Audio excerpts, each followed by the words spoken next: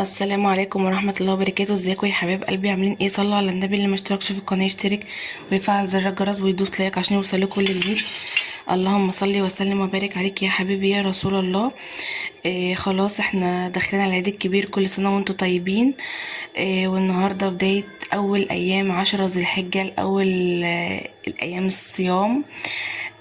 بتبقى ثوابهم عظيم جدا جدا جدا جدا. يا رب يا رب يتقبل صيامنا كلنا ويتقبل دعانا وصلاتنا وكل حاجة، اللهم امين. طبعا في يديتهم مش قادرة اقول لكم بجد حلوة قوي. الحمد لله الحمد لله الحمد لله، اللهم دمها علينا. كل سنة بصومها الحمد لله. يا رب يا رب يا رب، اذا كان حد قادر ان هو يصومهم يا رب قدره ان هو يصومهم يا رب، واللي مش قادر يا رب ربنا يغفر له، بس يحاول ان هو يصومهم لان بجد فايدتهم حلوة قوي عند ربنا. صلى على النبي كده يا جماعة. النهاردة بقى هنبدأ بداية صيامنا كده بأكلة كده مغذية شوية وحاجة بروتينية كده شوية، يعني بسيطة على قدنا يعني. النهاردة نعمل مع بعض السمك. تمام. في كذا حد يقول عليه مكاريل وفي سمك روسي وهو يعني هو يمشي الاتنين نفس الاسم نفس النوع. تمام. المكاريل او الروسي هو نفسه يعني.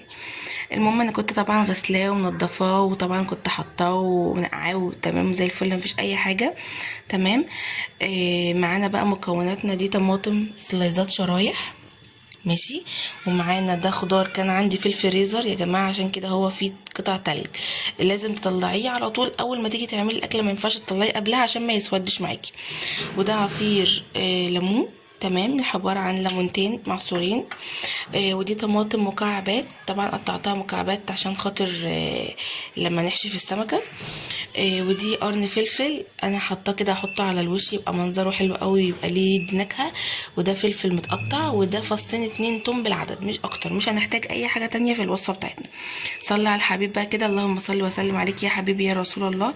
نجيب الصينية بتاعتنا بقى، نسمي بسم الله. معانا صينيتنا اهي الجميلة.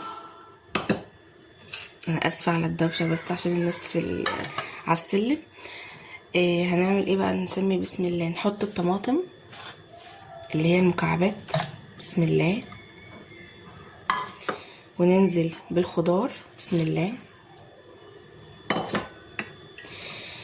وننزل بالفلفل والثوم، بسم الله. تمام. وطبعا بقى حطيت ملح وكمون وكزبرة، ماشي. ننزل بقى بعصير الليمون. تمام. قلب بقى كل المكونات دي، بسم الله.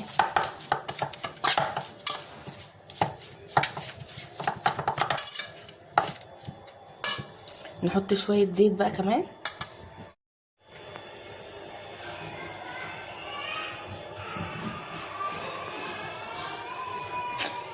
قلب بقى كويس.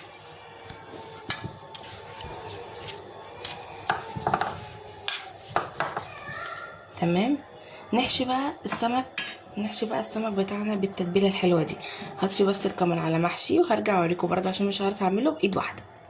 بصوا بقى، اديني حشيت السمك اهو، بقى من جوه ما شاء الله مليان حلو حشو اهو. الكاميرا بس توضح اهي. تمام.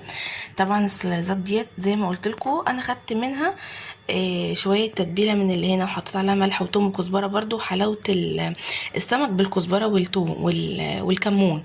تمام. هنروح بقى حاطين دي على الوش كده، بسم الله. عشان اللي حابب بقى يغمس بقى طماطم كتير كده يغمسها تبقى جميله. تمام اهو. نحطها معانا كده حلوه.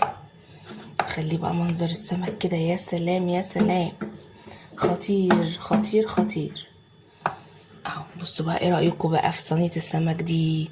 ونحط بقى قشره الليمون ده، بحبها تبقى منظرها كده حلو. ونحط قرن الفلفل ده، ايه رايكم بقى في منظرها؟ تحفه تحفه تحفه. نحطها بقى في الفرن عشان خاطر تستوي قبل المغرب بقى عشان نلحق ناكلها كده تبقى جميله. احطها في الفرن على درجه حراره 200، وهرجع اوريها لكم برده على ما نعمل الرز بتاعنا. كده ده ما شاء الله. ادي الصينيه بعد ما استوت اهي طبعا وغرفناها، وطبعا انا الفلفل اللي قلت لكم بتحط على الوش بيديها نكهه وشكل حلو قوي.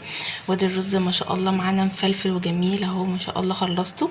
طبعا انا بعمله ازاي؟ بحمر بصلايه وبخليها تبقى لونها محمر كده شويه، واروح حاطه الرز مشوحاه معاه طبعا في حته سمنه بلدي وشويه ملح وشويه كمون، ملح وكمون، واروح مديهم تشويحه ونازله عليهم بالميه، وخلاص كده الرز بتاعي ده اللي بعمله. تمام. وخلاص المغرب خلاص اهوت، فاضل دقايق.